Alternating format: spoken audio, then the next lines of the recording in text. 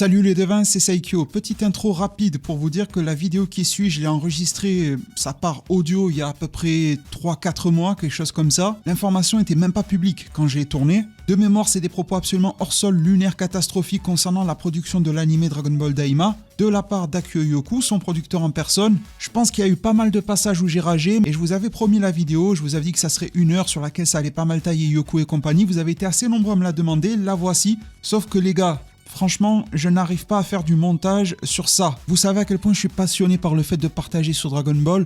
Vous savez que faire du montage vidéo, j'ai un niveau amateur, mais c'est ok pour moi. Mais là, dans ce cas précis, je peux pas. Me retaper tout ça, me replonger dans l'émotion du truc et tout.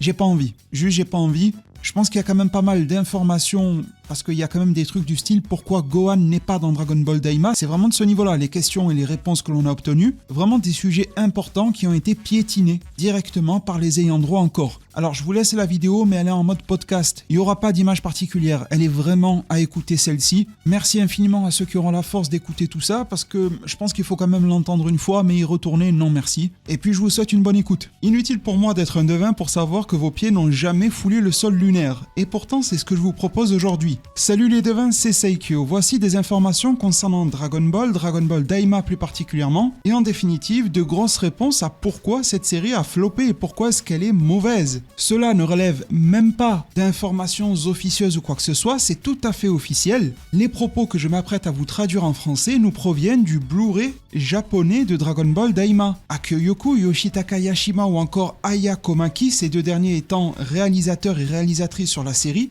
se livrent à diverses confidences à son sujet. Certaines peuvent être touchantes, d'autres techniques, pour certaines anecdotiques, mais les informations principales sont catastrophiques et nous montrent à quel point cet animé a été façonné par une bande d'incapables. Alors accrochez-vous, ça va envoyer, et pourtant on en a vu des interviews lunaires sur cette chaîne. On se rappelle de l'ancien producteur de Dragon Ball, Hayashida, qui nous affirmait dans le plus grand des calmes que Dragon Ball Super Héros est plus beau, plus abouti techniquement qu'un Pixar par exemple. Mais là on va encore plus loin car on ne va pas chercher à se comparer avec les autres, fort heureusement, mais plutôt à nous révéler dans l'absolu quelles ont été les coulisses de création de Daima, et vous allez voir que ça se résume à un trou noir digne du film Interstellar. On y apprend que la séquence d'ouverture de l'anime Dragon Ball Daima, qui récapitule l'histoire de Dragon Ball, n'a pas été prise en charge par le réalisateur Yashima. Il admet qu'en tentant de l'organiser chronologiquement, après presque 40 ans, il avait oublié de nombreux détails de Dragon Ball. Il a donc délégué la composition de la séquence à Aya Komaki. Ces images retraçant l'histoire de Dragon Ball présentées dans les séquences récapitulatives n'ont pas été créées à partir des planches de conception des personnages de l'anime, les fameux Setei.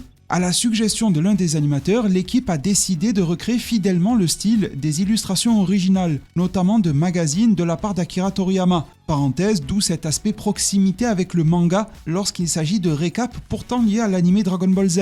Cela, dit-il, a été fait pour obtenir une atmosphère plus authentique et nostalgique, distincte des adaptations animées précédentes. L'ouverture notamment du premier épisode a été conçue avec 2 objectifs spécifiques. Premièrement, établir sans ambiguïté le placement chronologique de l'histoire immédiatement après la saga de Majin Buu. Secondo, rendre la série accessible aux nouveaux spectateurs de Dragon Ball en fournissant un résumé de toute la série par exemple qui introduit les personnages ainsi que le contexte. Komaki, la réalisatrice, a fait l'éloge de l'animateur Yohei Sasaki et du superviseur Shikashi Kubota pour avoir rendu les mouvements de Goma et des Gesu extrêmement théâtraux. En tant que réalisatrice, elle leur a attribué tout le mérite pour l'animation exceptionnelle de ces 2 personnages.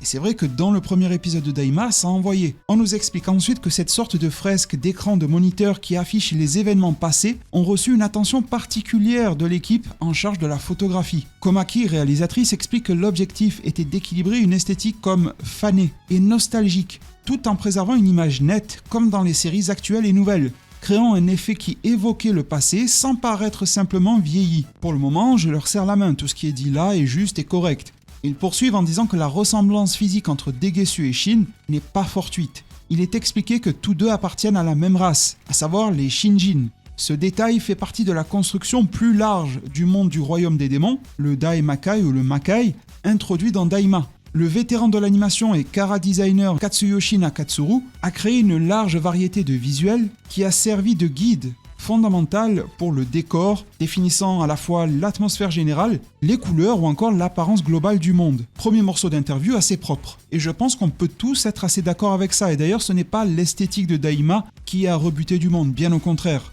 Le producteur Akio Yoku, celui donc qui a créé Capsule Corporation Tokyo, qui veut récupérer les droits animation et jeux vidéo de Dragon Ball, pour rappel, révèle que l'idée de Dragon Ball Daima a commencé à germer vers 2018, soit il y a 7 ans. Attention, ils disent bien l'idée a germé, ils n'ont pas dit qu'ils ont commencé à travailler d'arrache-pied dessus. La production de l'animation a démarré alors que le scénario original d'Akira Toriyama n'était encore qu'à moitié terminé, durant la production de Dragon Ball Super Super Hero. C'est une information que l'on avait déjà, elle est légèrement plus détaillée ici, pas besoin alors de surréagir dessus.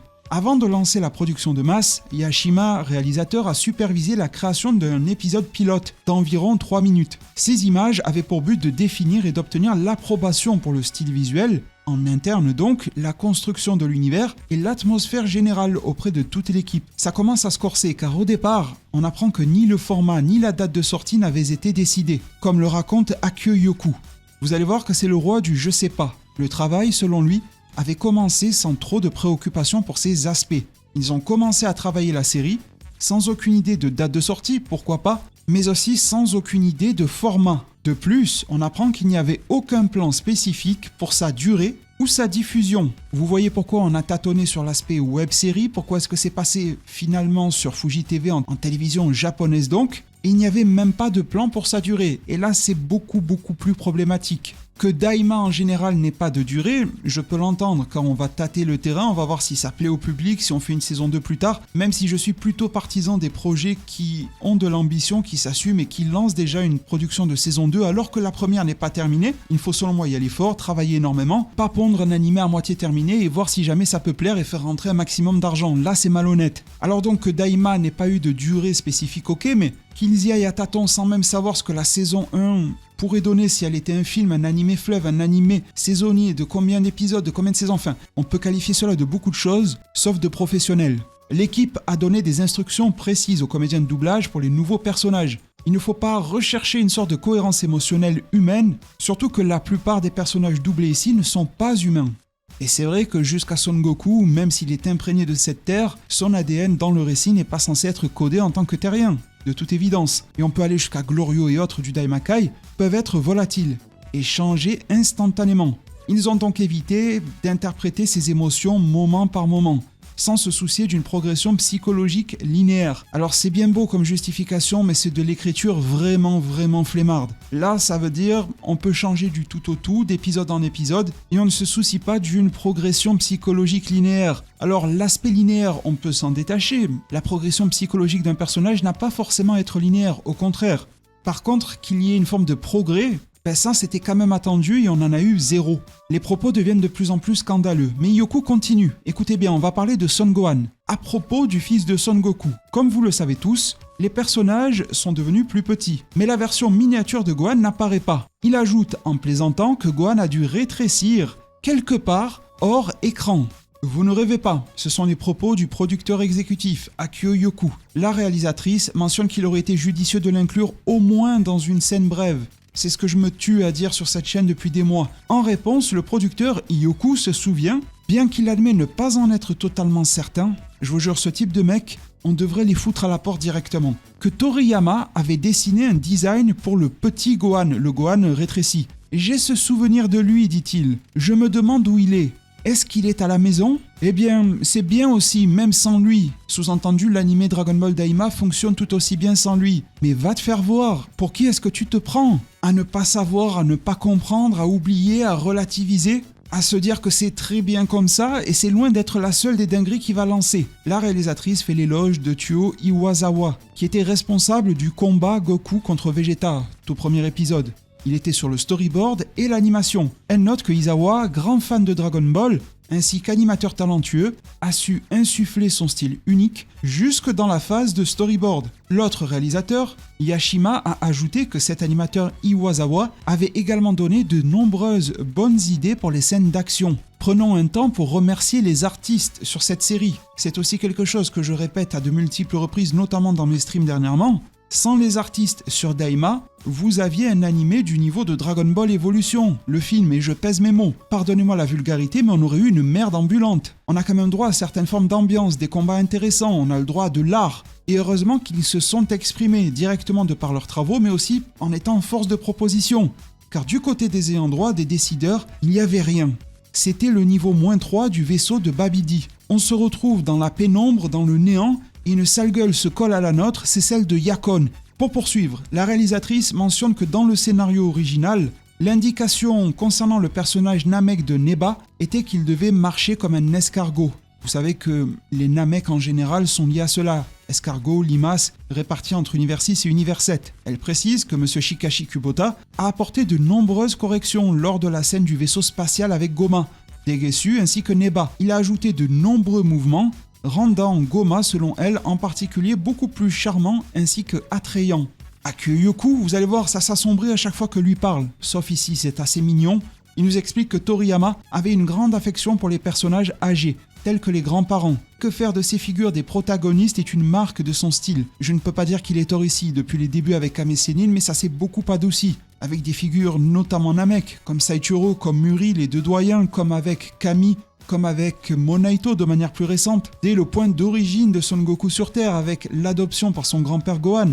Komaki ajoute que selon elle, Katsuyoshi Nakatsuru affectionne également le personnage de Neba. Elle souligne qu'il a corrigé de nombreux dessins réalisés par d'autres animateurs, ajoutant avec brio de nombreuses rides par exemple aux détails du design du personnage. Akyoyoku a avoué qu'il craignait la réaction du public. T'as vraiment de quoi mon vieux avec les navets que tu nous ponds, redoutant que l'absence initiale de Goku, Vegeta et d'autres visages familiers ne désorientent les spectateurs. Mais qu'est-ce qu'ils racontent? Ils sont partout du début à la fin de la série, on n'arrête jamais avec Goku et Vegeta. Étant donné que l'épisode se concentre largement sur de nouveaux personnages. Encore heureux, c'est l'épisode 1 et c'est le seul qui sauve ta putain de série. Le seul épisode intouchable de Dragon Ball Daima, c'est le premier. Ça a suscité de l'intérêt chez tout le monde. Certains c'est que pour les flashbacks DBZ, mais au moins ils étaient là. Certains c'était vraiment pour l'ambiance générale, pour cette sorte de continuation de ce qu'était Dragon Ball Super Broly dans l'état d'esprit de présentation et d'exposition des personnages. D'autres pour les promesses fondées par l'épisode, les intrigues, Arinsu, etc. Je ne vais pas vous refaire l'épisode, vous le connaissez très bien. Le type a tellement peur que même sur un seul épisode, il avait peur que l'on ne voit pas assez Goku et Vegeta. Il doit avoir du papier toilette avec leur gueule imprimée dessus, c'est incroyable, faut arrêter avec ça. Komaki, la réalisatrice, en revanche, était satisfaite, mais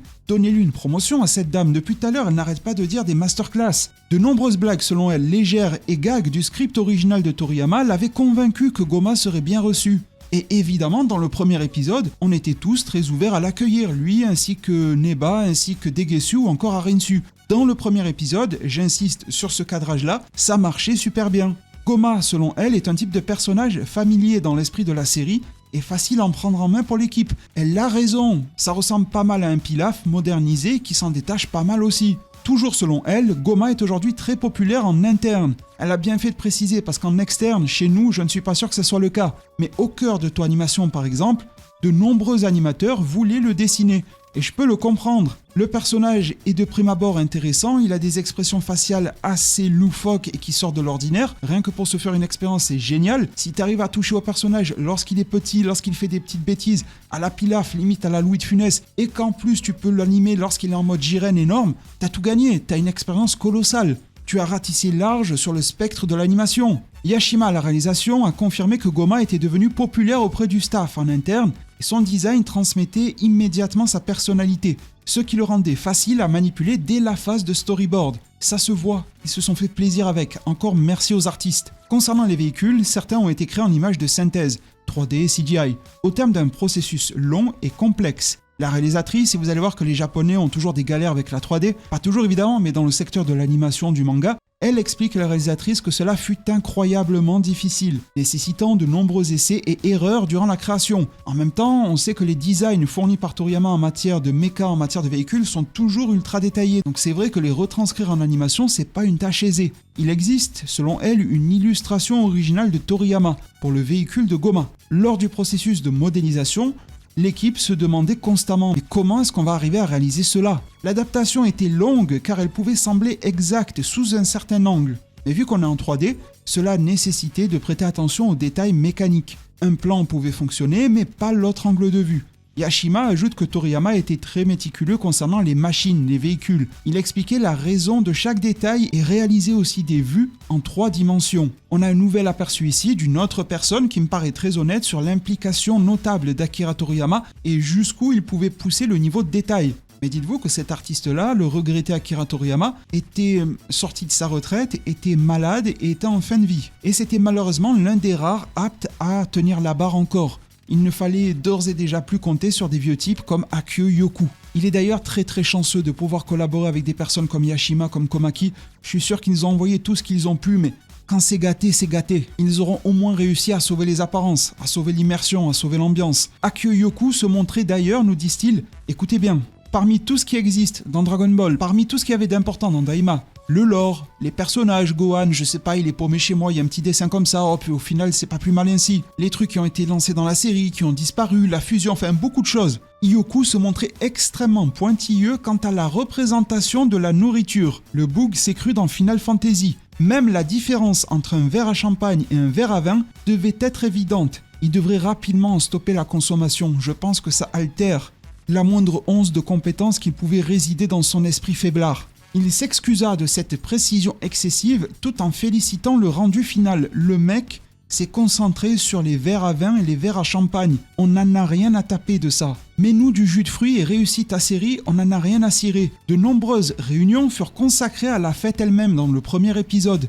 Écoutez bien, de nombreuses réunions sur la fête du premier épisode, l'anniversaire de Trunks. La conclusion est qu'elle ne devait pas ressembler à une fête quelconque. Bingo, ça ressemble à une fête quelconque. Komaki souligne que Capsule Corporation, non pas celle d'Akio Yoku mais celle de Bulma, est une entreprise technologiquement avancée.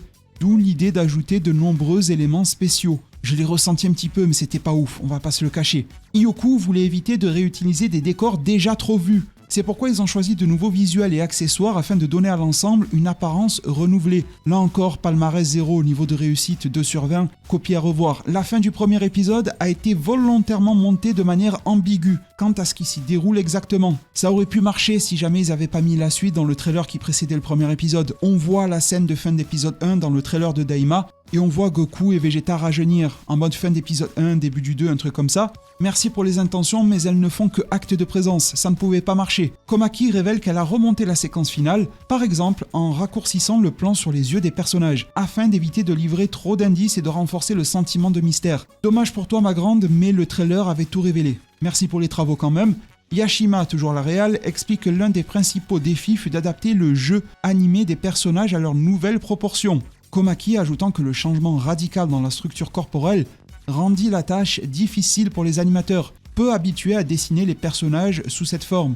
La scène du repas a nécessité de nombreuses retouches pour atteindre l'effet désiré, car l'équipe tenait énormément à son exécution. Si seulement l'équipe avait tenu à avoir une belle série plutôt qu'un joli repas, les accessoires de décor furent confiés à Masui-san, décrit comme un immense fan de Dragon Ball. Eh bien écoutez, s'il en avait un dans le lot, fallait le valoriser. Grâce à sa profonde connaissance de la série, il a intégré une multitude de détails dans les environnements et les objets. Concernant l'opening Jaka-Jan, Komaki voulait retranscrire 3 choses principalement. 1. Qu'il s'agisse d'une histoire totalement nouvelle, inconnue de tous. 2. Qu'elle est une œuvre née directement de la créativité d'Akira Toriyama. 3. L'idée d'un voyage vers un monde inconnu, visualisé par l'entrée dans le grand monde démoniaque. Je suis d'accord pour le point 2, créativité d'Akira Toriyama. Le point 3, monde inconnu. Voir dans l'opening qu'il s'agit d'une histoire totalement nouvelle, inconnue de tous. Ça partait peut-être de là, mais ça a été vachement saboté par la suite. Cette chanson fut d'ailleurs une surprise pour le staff lui-même. Elle parut déstabilisante au début, mais se révéla finalement extrêmement entraînante et contagieuse. C'est vrai, ils ont totalement raison, Jaka-Jan est l'une des plus grosses réussites de l'anime. Komaki la qualifie de Surume Song.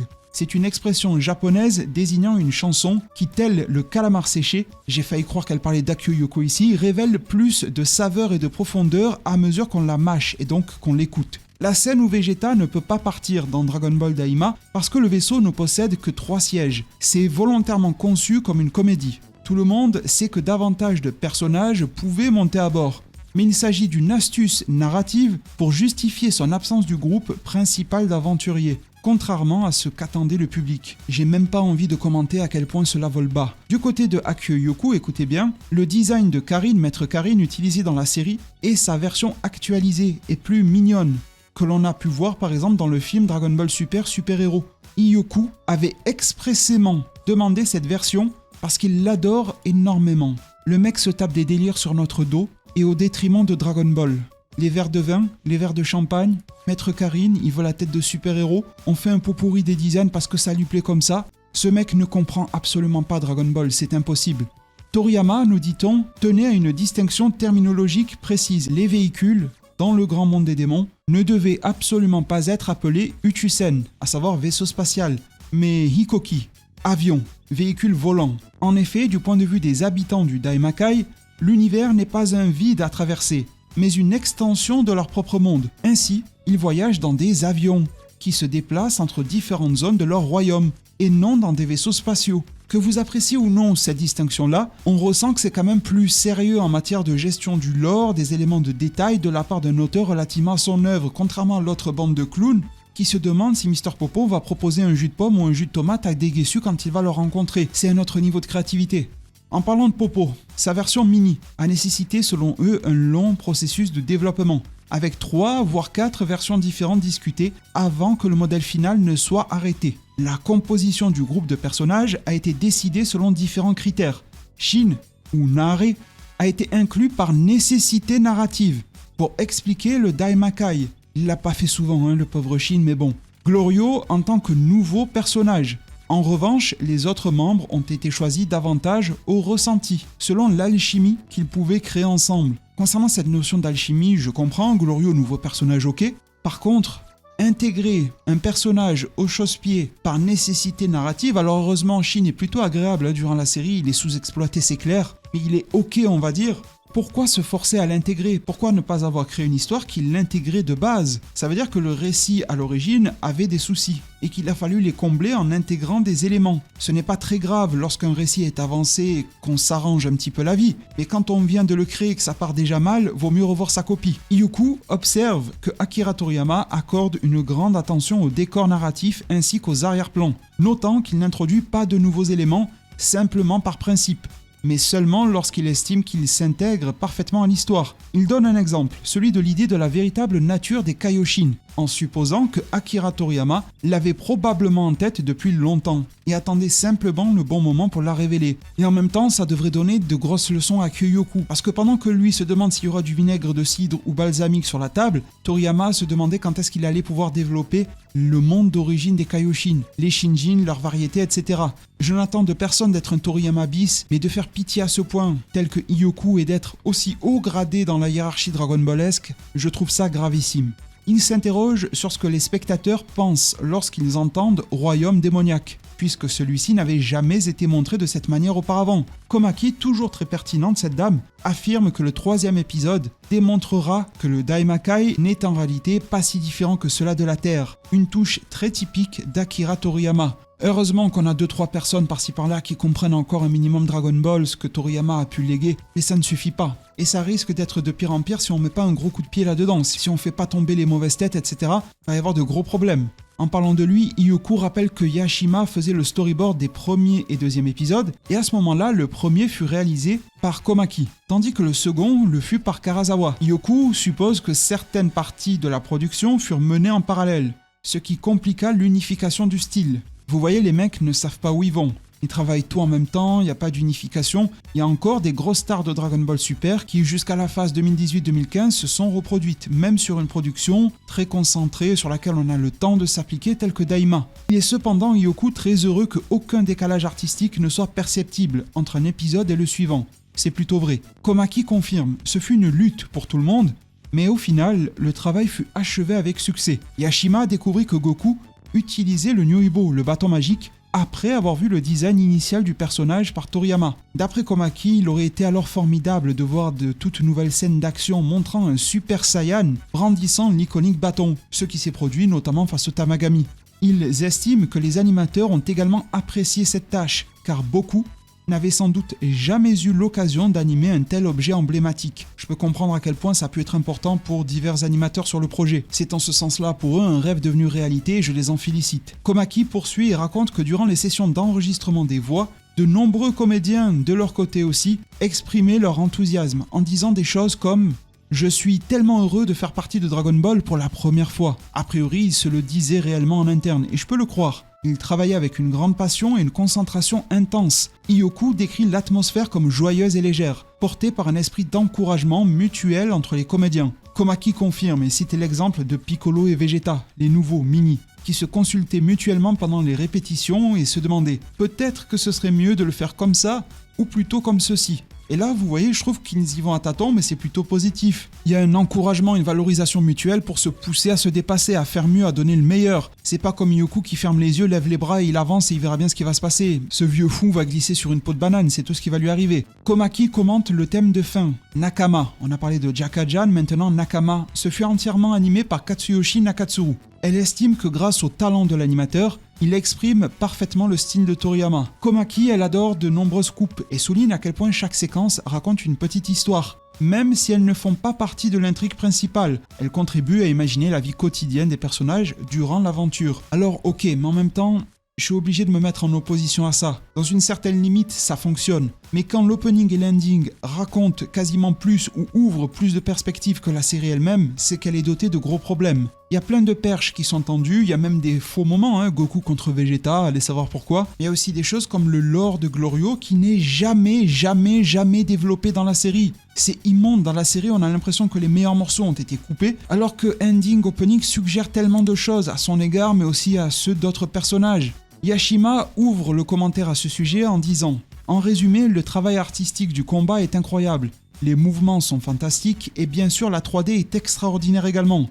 Les artistes des décors, l'équipe en charge de la photo, ils ont vraiment façonné chaque plan avec tant de soin. Je pense que c'est une œuvre spectaculaire. » Hyoku, tous aux abris, ajoute que dans sa vision, l'action est l'un des éléments clés de Dragon Ball. Eh bien mon vieux, tu n'as pas compris grand chose à Dragon Ball, car tu n'as pas l'air de placer ça tel que tu le dis, en tant que l'un des éléments clés, mais tu le places en tant qu'élément clé. Faire une non-proposition absolument vide sur la majorité des épisodes, pour clôturer avec un combat gargantuesque, non, ça n'a jamais été Dragon Ball, ça ne le sera jamais, et ce n'est pas toi qui l'imposeras comme ça. Il imagine que c'est toujours un défi d'aller encore plus loin au niveau des scènes de combat. Ça aussi c'est un problème, au lieu de proposer de jolies chorégraphies de combat, des mises en scène plutôt bien pensées, il faut toujours que ça soit plus explosif. Il y a toujours ce côté Fast and Furious, qui passe bien d'ailleurs dans les Fast and Furious. Mais Dragon Ball, encore heureux, n'a pas été créé par Vin Diesel. On a vu cette décadence dans le film Dragon Ball Super Broly, ils en ont voulu encore plus dans Daima, et probablement que si quelque chose d'autre arrive, il faudra encore faire encore plus, mais jamais mieux. Ils n'arrivent pas à le comprendre. Il demande à Komaki quelles furent les plus grandes difficultés rencontrées, et s'il y avait un aspect sur lequel elle avait particulièrement insisté. Elle répond qu'avec le Super Saiyan 4, le concept du combat reposait sur le déchaînement de la puissance maximale possible. Le plus grand défi fut de contrebalancer cette explosion de puissance avec une impression de vitesse. Elle ajoute que les effets sonores furent également un élément crucial. Ils changent de manière distincte au fur et à mesure que le personnage grandit. Et elle estime que c'est l'un des principaux points forts de l'épisode, donc du Super Saiyan 4. Et c'est plutôt intéressant ce qu'elle dit, l'évolution des effets sonores selon que Goku soit enfant, adulte, en SJ4 ou non, ce sont des points sur lesquels les réalisateurs sont en mesure de travailler et ils l'ont fait dans Daima. Hyoku nous parle de Goma, et il va nous vanter ses mérites alors que le personnage est éclaté. Il nous dit qu'une variété de techniques avec des sons superposés de différentes manières ont été utilisées, créant selon lui un effet très réussi, alors que Goma est random à souhait. Le combat est rendu encore plus complexe selon lui par la différence de taille. C'est vrai, on n'a jamais vu ça depuis le Ozaru il y a 30 ans dans DB. Goma est désormais gigantesque tandis que Goku est revenu à sa forme adulte. Mettre en scène des affrontements à une telle échelle est compliqué, surtout dans des passages où l'on pourrait se dire qu'il est facile d'attraper le grand gaillard en face. On dirait qu'il vient de naître, on dirait qu'il n'a jamais vu Dragon Ball, les géants n'y ont jamais été. Il y en a dans toutes les séries mon vieux, il y en a partout des géants. D'ailleurs on n'en peut plus, merci d'arrêter avec ces conneries. Il demande à Yashima s'il fut particulièrement pointilleux sur la gestion de cette différence de taille. Par exemple, lorsqu'un coup de poing atterrit, mais que l'écart physique entre les deux adversaires est énorme. Dans Dragon Ball Daima, il y a beaucoup de problèmes sur les perspectives, sur les gestions des tailles. Prenez le combat final avec Goma géant, d'un plan à l'autre, ça se ressemble beaucoup dans le combat face à Vegeta SSJ3 d'ailleurs, et c'est toujours un minimum présent face à Goku SSJ4. Yashima dit que Goku est en SSJ4, et avec une telle différence de force physique, le combat fonctionne toujours. Et il réitère que l'on peut voir la joie des animateurs en dessinant ces scènes, même si elles étaient extrêmement complexes. C'est vrai qu'on a eu droit à de très beaux plans, notamment le combat de groupe face à Goma géant. Et évidemment que Goku SSJ4 a régalé. Il ajoute en riant que peut-être que le terme de joie n'est pas le plus juste, que certains animateurs pourraient lui en vouloir pour avoir dit cela. Bon, le blabla japonais habituel, Komaki explique qu'en réalité un animateur travaillant sur DB depuis longtemps a déclaré que c'était le combat le plus difficile qu'il n'ait jamais dessiné. Elle ajoute en riant que c'était vraiment difficile. Mais précisément parce qu'il porte le nom Dragon Ball, de nombreux animateurs sont prêts à tout donner pour le réaliser. Pourquoi pas, mais n'essayez pas de nous faire avaler des couleuvres. Il y a 30-40 ans, les animateurs sur DBZ, ils étaient payés à coups de lance-pierre. Encore plus qu'aujourd'hui, des conditions de travail absolument immorales. Dragon Ball n'avait pas encore cette aura-là, mais ils ont voulu lui insuffler quelque chose de légendaire. Ils se sont donné corps et âme, et on a eu l'animé parmi tous les animés, celui qui règne sur l'intégralité de cette industrie, de cet art. Alors oui, effectivement, les artistes aujourd'hui suent pour travailler sur Dragon Ball. Ils se donnent à fond, mais nous dire qu'un vétéran a trouvé que le combat face à Goma était l'un des plus difficiles à travailler de toute la licence, au vu de ce qu'elle a pu délivrer au préalable, je ne peux pas y croire. À part si ce vétéran en question a travaillé sur Beerus déguisé en Monaka face à Son Goku, c'est vrai qu'en titre de comparaison, Goma face à Goku SJ4, c'est une autre limonade. Mais il faut arrêter de nous prendre pour des ânes. À l'origine, personne n'avait prévu que Goma devienne aussi grand. Vous voyez, il savait rien. Personne ne savait rien. C'est fou. Komaki souligne précisément parce qu'il s'agit d'un design simple, il est très difficile de transmettre un sentiment d'échelle. Ah bon? Et comment on fait dans les storyboards? Bref, elle estime qu'ils ont fait un excellent travail en le représentant, notamment grâce aux arrière-plans et à la mise en lumière très réussie. Ioku demande quels furent les rôles de Yashima et Komaki dans l'épisode final. Je sais pas s'il demande ça pour faire joli ou si vraiment il découvre. Là, on est niveau professeur Strauss dans H. Apportez-moi quelque chose à ma mesure, il est prêt à opérer quelqu'un, il sait même pas de quoi ni comment. Yashima explique qu'il a décidé de confier à Komaki à la fois le storyboard et la réal du dernier épisode, la qualifiant de véritable tour de force. Komaki ajoute que l'action s'était construite au fil des épisodes qui précédaient ces derniers et qu'elle se demandait jusqu'où elle pouvait aller. Finalement, elle sentit qu'elle n'avait pas d'autre choix que d'aller au bout, réalisant donc des storyboards extravagants. Elle explique que pour le Kamehameha d'anthologie dans le Daimakai, par Goku Super Saiyan 4, ils ont utilisé des effets de composition différents de ceux habituels.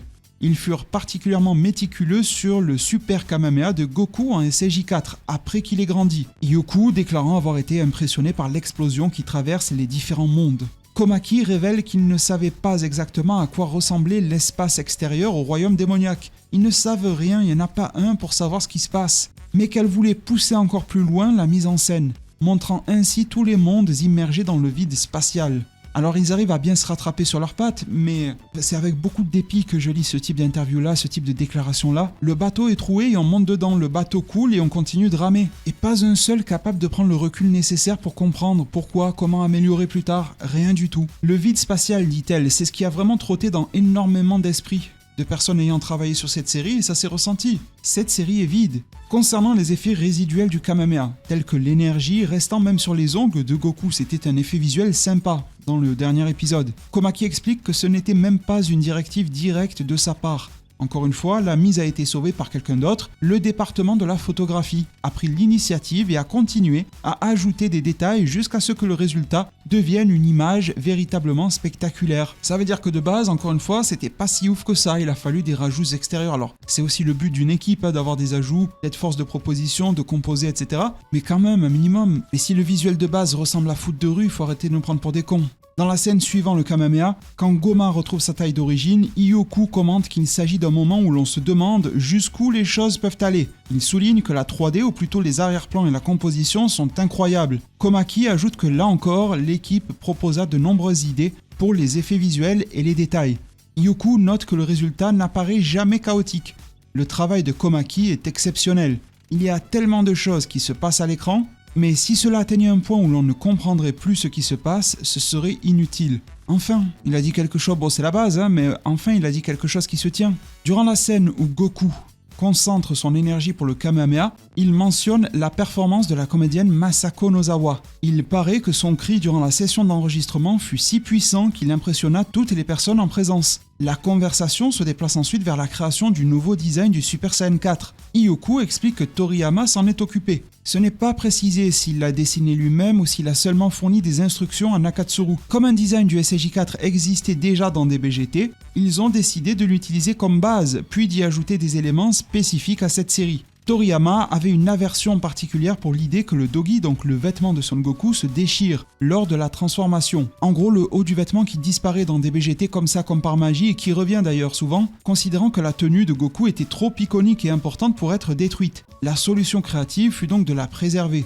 Au lieu d'être déchirée de force, Goku la retire, permettant ainsi à la transformation de s'accomplir sans endommager outre mesure l'uniforme. Ils expliquent qu'avec les nouveaux personnages, leur objectif était de les rendre aussi actifs que possible.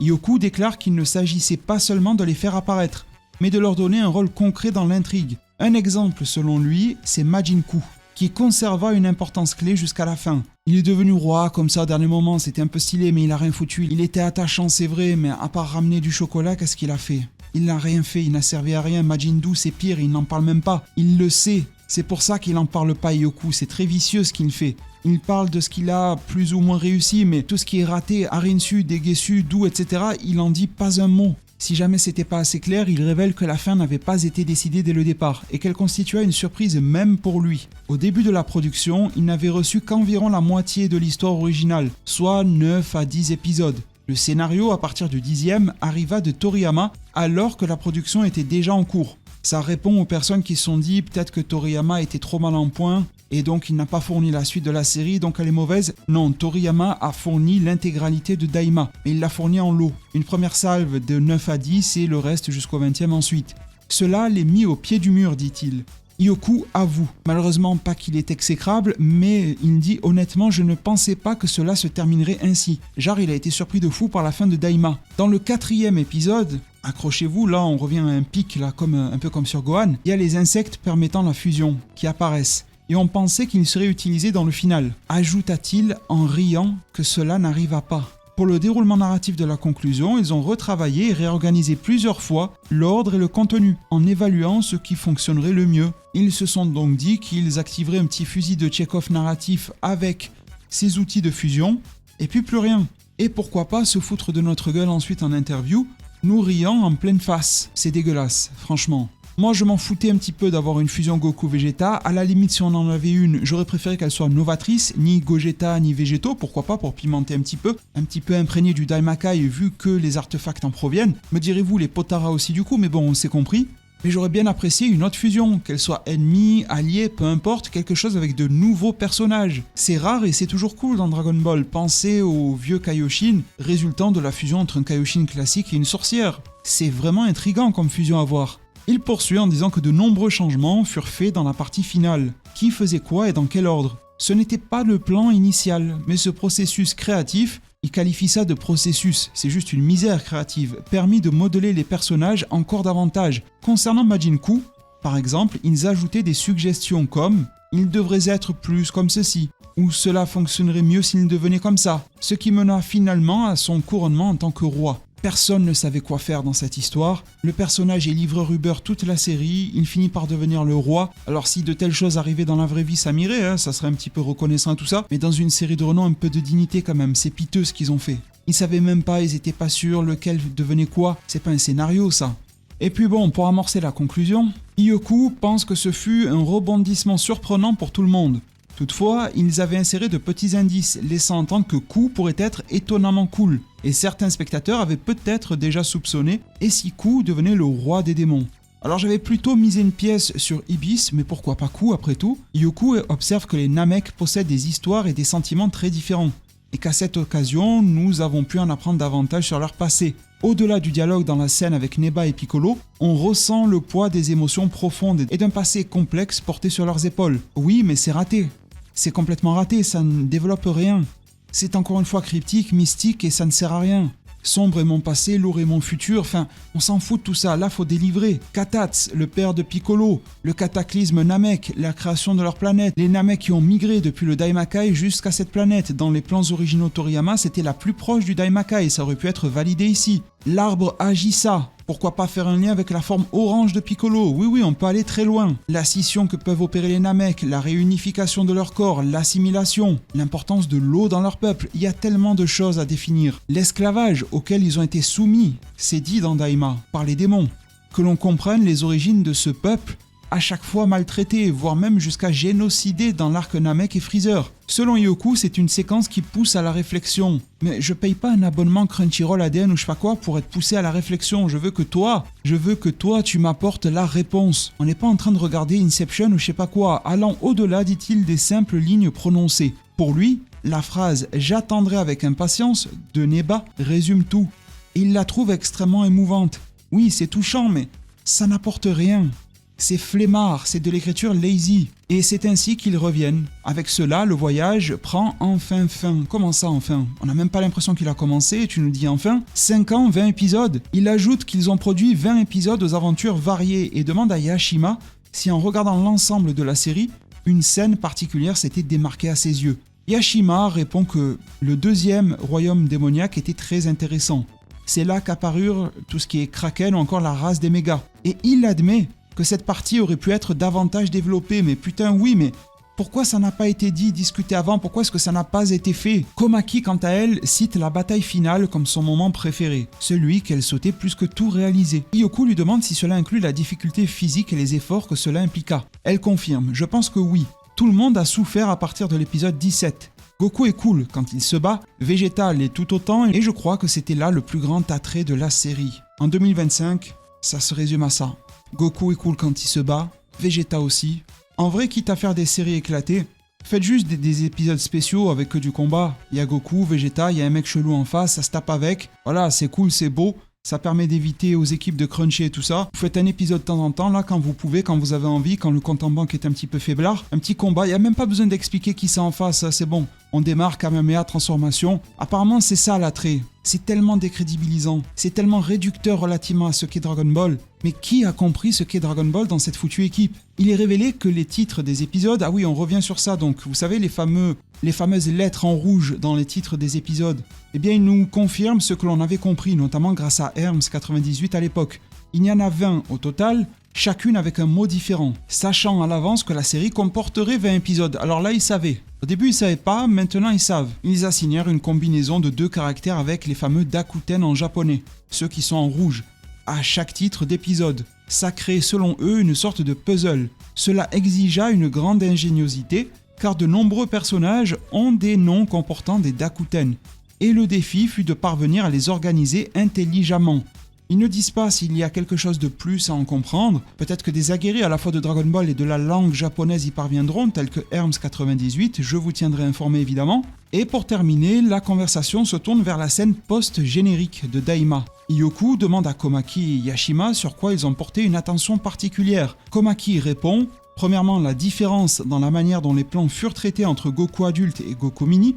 Secondo, une modification du processus de composition par rapport à la fois précédente, où ce lieu, donc le magasin et ses alentours, était apparu dans l'épisode 4. Tertio, cette fois, un ombrage avec un contraste plus marqué fut ajouté, en tenant compte de la direction et de la lumière.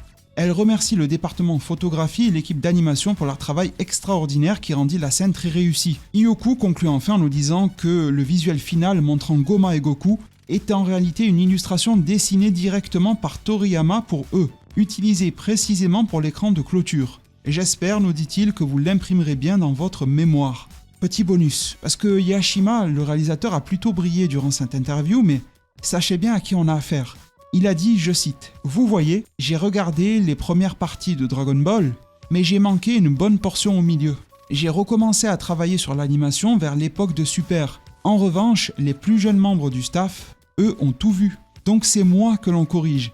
Avec « Mais non, monsieur le réalisateur, ce n'est pas ça qu'il faut faire. » Et il se met à rire. On aurait pu confier la réalisation de la série à un paquet de lentilles que ça aurait été la même chose. Le degré de connaissance en Dragon Ball aurait été similaire, si ce n'est même plus élevé. Il avoue et admet de sa propre bouche n'avoir regardé que les premières parties de DB, avoir manqué une bonne portion au milieu, être revenu vaguement sur l'animation dans Dragon Ball Super, alors qu'il papillonne dessus professionnellement, ça ne me dérange absolument pas, c'est même normal. On ne peut pas être là sur toutes les séries, encore moins sur tous les épisodes. Par contre, lorsque tu rejoins le projet, tes connaissances à son sujet doivent être irréprochables. De surcroît, tu ne dois jamais, je dis bien jamais, te faire corriger par l'un des membres du staff. Autrement, tu n'es pas plus utile que Berlinois dans ses propres streams quand il y a le faux Messi et le faux Anne de Shrek. Tu ne sers à rien.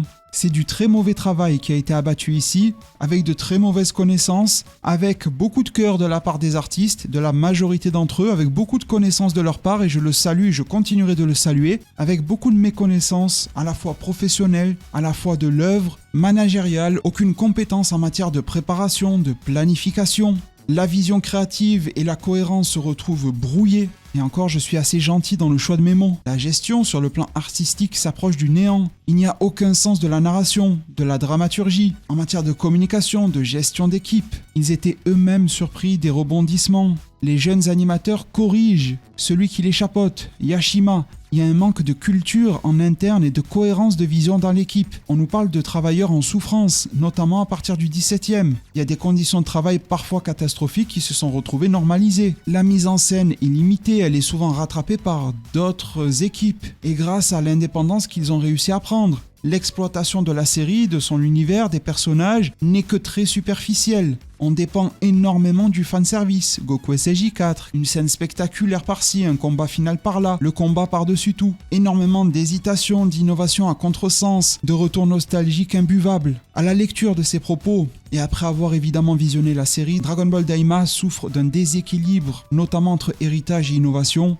d'un manque de planification scénaristique, pourquoi pas d'une forme de verrouillage créatif, et ce parfois dès ce qu'a apporté Akira Toriyama. Si insérer Shin est une nécessité et non un point clé et fort de l'œuvre, c'est qu'il y avait déjà des tares à l'origine. Et ce n'est rien, mais il fallait juste pouvoir en discuter et les corriger. Daima souffre également d'une production parfois trop lourde pour les animateurs, bien qu'il n'y ait eu que 20 épisodes. On a l'impression d'un projet qui s'est voulu monumental, et qui est un patchwork contraint, imprévu, involontaire, reposant une fois de plus sur le prestige du nom Dragon Ball, mais il se place et s'insère chronologiquement de manière très baroque, n'apporte même pas cette sensation de fraîcheur telle que Dragon Ball Super. De Dragon Ball Super émanait tout de même une sensation de suite, bien qu'il ne l'était pas forcément. Pour Daima, on est si terriblement rattaché à l'arc Majin Buu, au-delà du lore, mais chronologiquement parlant, ils le disent dès les débuts de l'interview, que le désintérêt gagne de grandes parts sur le visionnage de la série, et puis elle présente une grande absence de cohérence artistique et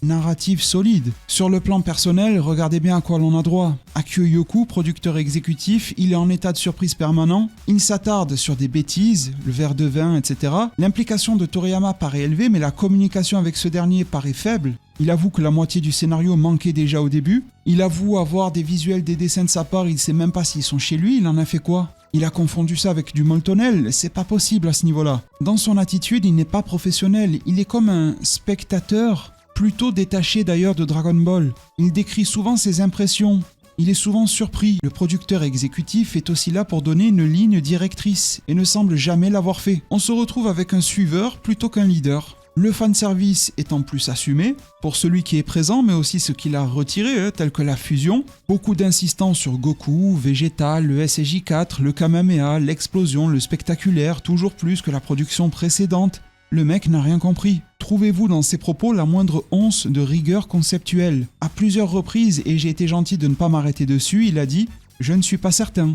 il me semble que… » Toriyama avait peut-être dit ou fait que. C'est extrêmement grave pour un producteur qui devrait avoir une connaissance claire. Il donne ici l'impression d'un producteur faible, qui encaisse évidemment, pour ouvrir le compte en banque, là il y a du monde, qui manque de rigueur et dépend excessivement de Toriyama, qui n'est plus là, donc ça va être d'autant plus dur pour lui, ainsi que du fanservice qui les risque de décupler en l'absence de l'auteur originel. Pour Yashima au storyboard et à la réalisation, c'est beaucoup plus propre, mais son manque de culture en Dragon Ball est une énorme tâche. Il admet lui-même ne pas avoir vu une bonne partie de l'œuvre originelle. C'est un réalisateur qui est censé respecter et prolonger un univers culte. Il dépend du staff plus jeune, ça peut être mignon et cool une fois de temps à autre. Et c'est même prometteur pour la future génération. Mais du coup, c'est les juniors qui corrigent le senior. À mes yeux, il perd toute forme de crédibilité, toute forme d'autorité artistique. Il souligne sans cesse des difficultés techniques. Des problèmes de proportion, d'animation, de cohérence entre les épisodes. Ça rappelle beaucoup de problèmes connus sur Dragon Ball Super jusqu'au film Dragon Ball Super Broly. À l'époque, c'était Monsieur Nagamine qui en parlait. Gros manque de maîtrise des temporalités. De par ce que je viens de citer, en résulte un manque de vision créative au sens personnel. Il est souvent présenté comme validant ou ajustant, mais jamais comme initiateur d'une grande idée, contrairement à Yakomaki, voire même à l'équipe photographie. Et il se justifie de manière tellement superficielle, voire artificielle. Même le Dr Gero n'a pas de créature aussi artificielle à son actif. Par exemple, Vegeta est écarté parce qu'il n'y a que 3 sièges seulement. C'est du bricolage narratif pur et dur et il l'assume. De son côté, le réalisateur est en retrait, n'a aucune légitimité, il n'est pas imprégné de l'univers, il est fragile face à ses animateurs qu'il est censé guider et il est forcé de bricoler des solutions scénaristiques peu inspirées et au regard de Dragon Ball que je considère comme crasses. Pour Aya Komaki, la copie est plus propre, mais elle est loin d'être sans défaut. On ressent en elle, et elle l'admet, un goût pour l'excès. Même après avoir fait des storyboards extravagants, elle cherchait encore à pousser plus loin. Il y a un manque de mesure, il y a une tendance à surenchérir. On dirait ces réalisateurs dans les films de science-fiction qui vont te mettre des lens flares un petit peu partout parce que oulala, c'est des extraterrestres. Elle a une vision fragmentée, elle insiste sur des éléments visuels, vraiment banals, et on nous bassinait déjà avec ça au tournoi du pouvoir. Les codes couleurs, l'ambiance, des tailles de repas, des réunions dédiées au champagne ou au vin, mais sans aucune vraie réflexion narrative. Elle s'embourbe dans les failles lancées par Akio Yoku lui-même. Ils sont obsédés par des détails superficiels et ce qui fait le cœur, l'âme, la substance de la série, personne n'y a songé. Personne ne s'est réuni pour en discuter. Personne ne s'y est appliqué. Créativement, elle est super ambiguë. Elle remonte des scènes exprès pour rendre la fin plus mystérieuse, fin que l'on a déjà vue dans un trailer. Fort heureusement, elle a une bonne connaissance de Dragon Ball et surtout de ce que peut proposer Akira Toriyama. C'est aussi ce qu'on lui demande. Du côté de l'exploitation des animateurs, c'est pas terrible. Elle avoue d'elle-même que certains combats furent les plus difficiles jamais dessinés. Ça relève selon moi plutôt d'un manque d'organisation que de combats réellement jamais vus. Au contraire, Daima n'a pas proposé grand chose de novateur pour la série. Quelques éléments, quelques plans de ci de là, mais de là à dire que ça a mis l'équipe en PLS, mais elle s'en réjouit car c'est Dragon Ball. Alors c'est bien qu'ils y mettent du cœur, mais en même temps ça me rappelle un petit peu les équipes qui peuvent cruncher sur les jeux vidéo. Comme c'est telle licence, alors on devient insensible aux limites humaines du staff. Non, ça ne va pas. Surtout que là vous avez eu vraiment le temps. On nous parle d'une idée qui a commencé à émerger en 2018. Vous avez pris le temps qu'il fallait pour l'annoncer, à le repousser en interne. En faisant d'apparence les choses bien, comment avez-vous pu les faire si mal? Comment avez-vous pu les proposer si mauvaises? Comment pouvons-nous avoir désormais de nouveau confiance en l'avenir de Dragon Ball? À condition qu'il en reste un, mais je rappelle que Akio Yoku nous avait dit avoir des plans pour au minimum 10 ans. En tout cas, sur Daima, on a une sorte de trio de tête qui s'exprime en interview qui est totalement déséquilibré. Iyoku est super passif, obsédé par le fanservice. Yashima, il a aucune autorité, pas de vision claire. Komaki, elle est excessive, ce qui peut être une qualité mais aussi un beau défaut, et elle sacrifie parfois la cohérence au profit du spectaculaire. Ils ne sont pas coordonnés. Après que la série soit sortie, ils se posent des questions sur la manière dont ils l'ont travaillé, et l'absence de maîtrise narrative a fragilisé le projet dès sa conception.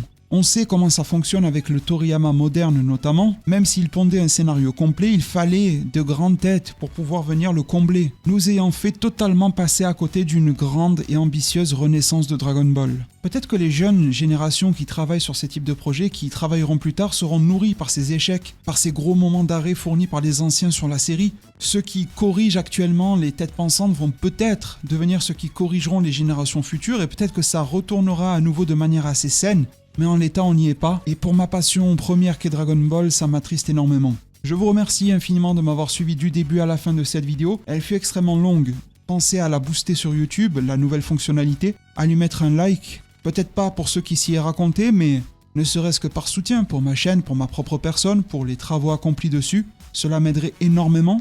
À vous abonner et activer la cloche des notifications sur toutes et non sur personnaliser, sinon ça ne marchera pas. Et puis pourquoi pas réintroduire, ne serait-ce le temps d'un instant aujourd'hui, une ancienne tradition de la chaîne. Lorsqu'une vidéo se veut longue, notamment sur Dragon Ball, elle dispose d'un mot de passe. Ici, en ces conditions, rien d'autre ne me vient en tête que Iyoku nous l'a mis dans le coup. Il nous l'a mis royalement, si vous me permettez le double jeu de mots. N'hésitez pas à me laisser cela en zone commentaire, ça me fera extrêmement plaisir de savoir que vous êtes restés du début à la fin de cette vidéo. Merci vraiment de tout cœur, prenez tous extrêmement bien soin de votre futur, et à plus pour de prochains arts divinatoires.